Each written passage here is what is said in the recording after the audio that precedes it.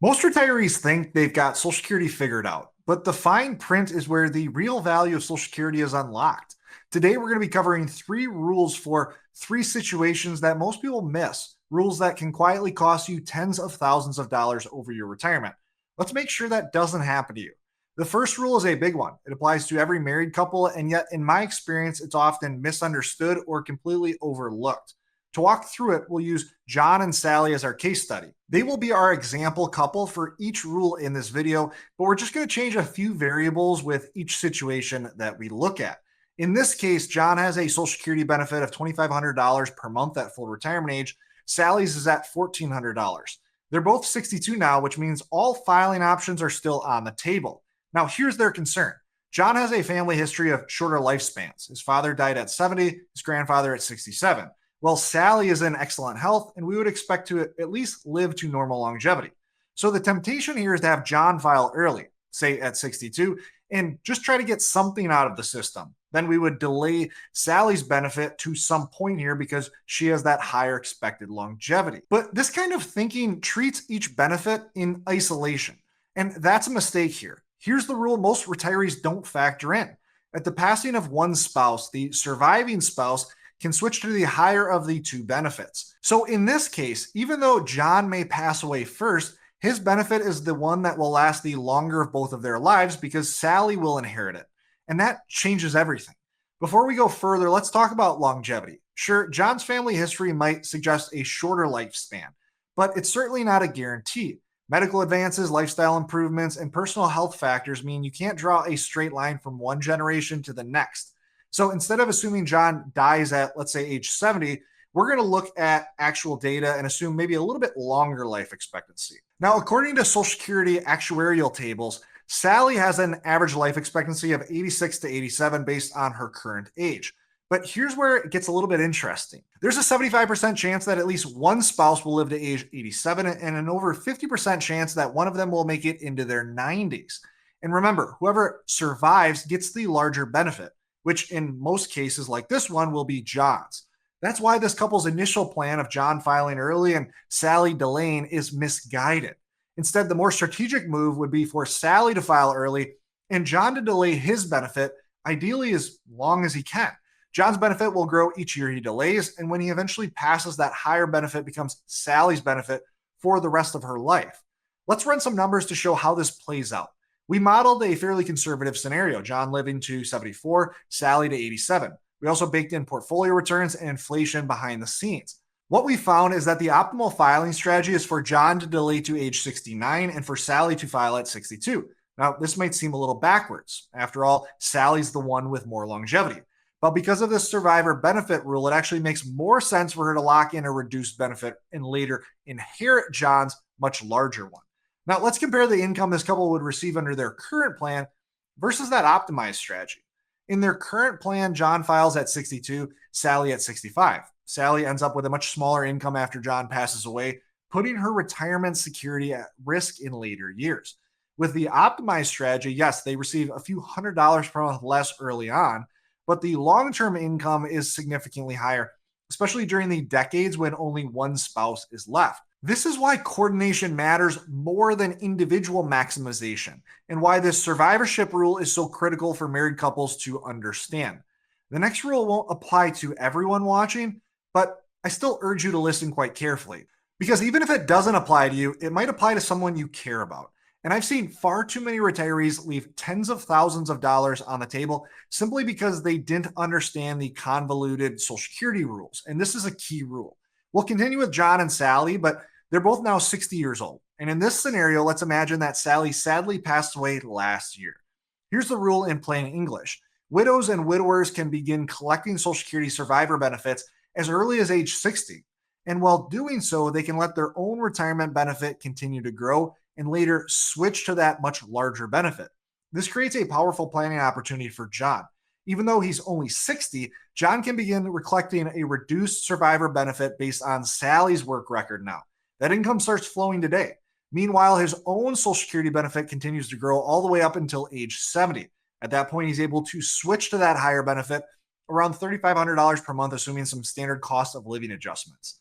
That's nearly a decade of income from Sally's benefit while still unlocking the maximum value from his own benefit. Now, let's run a break even analysis. In most cases, when you delay Social Security to age 70, the break even, the age at which you come ahead, lands somewhere in your early 80s. But in John's case, because he's receiving survivor benefits while delaying, the break even moves forward. Compared to filing at age 62, the break even is around age 75. Compared to filing at full retirement age, it's around age 77. That's a significant shift. And in dollar terms, this strategy can generate $40,000 to $100,000 more for his retirement than the alternatives. And here's why I'm so passionate about this. I've met too many widows and widowers in their mid 60s who haven't filed for anything yet because they're waiting to claim their benefit later in life. They don't realize that they could be drawing a survivor benefit in the meantime. That's real money being left behind. Now, let's flip the scenario slightly. Imagine John is the one who passed away and Sally is the surviving spouse.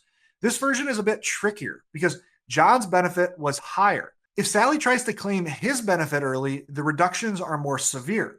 So she doesn't have quite the same flexibility, but she still has some really strong options here that she otherwise wouldn't have just looking at her own benefit. Sally could begin drawing her own benefit at 62, which would be about $1,000 per month after reductions and COLA adjustments. Then when she reaches her full retirement age at 67, she can switch to John's survivor benefit. But here's a key nuance. Survivor benefits max out at the deceased spouse's full retirement age. They don't earn any delayed credits. So Sally doesn't receive any benefit from taking John's benefit past her full retirement age. And if Sally files early for John's benefit, she's going to lock in a permanent reduction of his higher benefit. That's why the optimal path here is to take her own benefit early, then switch to John's benefit at 67. Comparing this to claiming John's survivor benefit immediately at age 60, we find that the break even for this optimal strategy is age 81. Again, a clear long-term advantage. Now, these rules can get a little bit complex. The big takeaway here is this.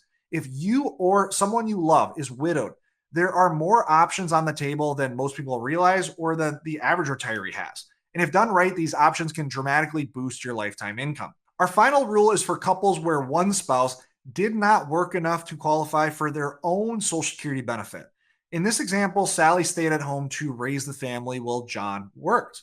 Both are now 62, and we're assuming normal longevity for each, 84 for John and 87 for Sally. Now, many retirees in this situation are familiar with the basic rule that Sally is entitled to a spousal benefit worth up to 50% of John's full retirement age benefit. So far, so good. But here's the critical part many miss. Sally can't receive her spousal benefit until John has filed for his own benefit. That's where a lot of complexity starts to build. Every year John delays his benefit, Sally is forced to wait. And since her benefit doesn't increase from John delaying beyond full retirement age, this creates a frustrating dilemma. Should they delay both benefits for the sake of John's higher benefit or file early and reduce both benefits? Let's walk through how this plays out. I do not have any COLA factored into the table on the screen, but I wanted to break this down because there are a few extra variables that I think are worth noting here when we talk about spousal benefits. First, note that spousal benefits are reduced by a greater percentage when filing early. The 50% number that Sally is eligible for is based on John's full retirement age benefit. You can see this clearly when we look at age 67. But if John and Sally both file early at 62, Sally is no longer receiving half. She's receiving less than half because of that increased reduction. On the other side of the table, you will see that Sally's benefit doesn't earn any additional benefit from John delaying past full retirement age. John's benefit increases, but Sally's remains at 50% of John's FRA benefit. So John's filing decision here directly controls when Sally can file for hers. Their benefits are intertwined, and trying to optimize them independently will not work, or at least will not give you the optimal strategy. Here's what the data tells us. Under normal life expectancy, the optimal strategy is for John to file at 67, triggering Sally's maximum spousal benefit at the same time. Interestingly enough, if John were single, the data would suggest that he should delay to around age 68 and a half. But because of Sally, that extra delaying doesn't make sense. The cost of her missing out on benefits during those extra 18 months outweighs the additional growth in John's Social Security check. Now, how sensitive is this strategy to changing assumptions? Let's say that both John and Sally live 3 years longer than expected. Typically, longer life expectancy would push the optimal strategy towards more of a delaying type strategy. But in this case, even with those extra years, the optimal filing strategy actually stays the same.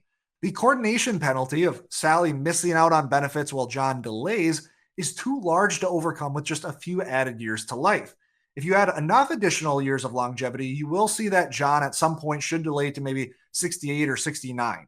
But as you can see, you need to add quite a few extra years. Now, let's explore another variation. Sally is 65 and John is still 62, back to normal life expectancy.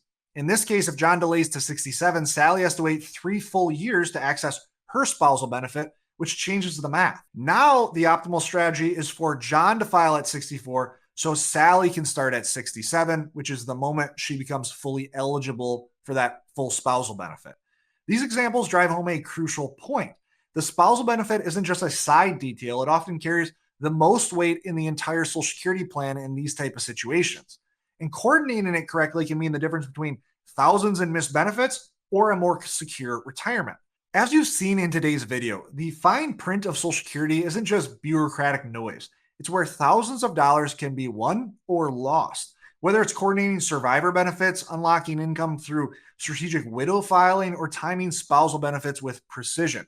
The real value comes from seeing Social Security not as a one-time decision, but as a key pillar as part of a larger retirement income strategy.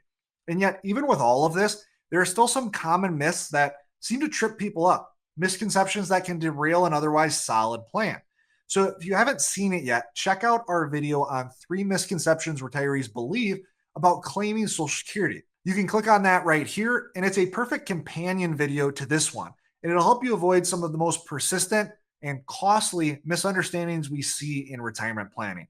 Thanks so much for watching the video today. Always remember, you don't need more money, you need a better plan. I look forward to seeing you in the next video.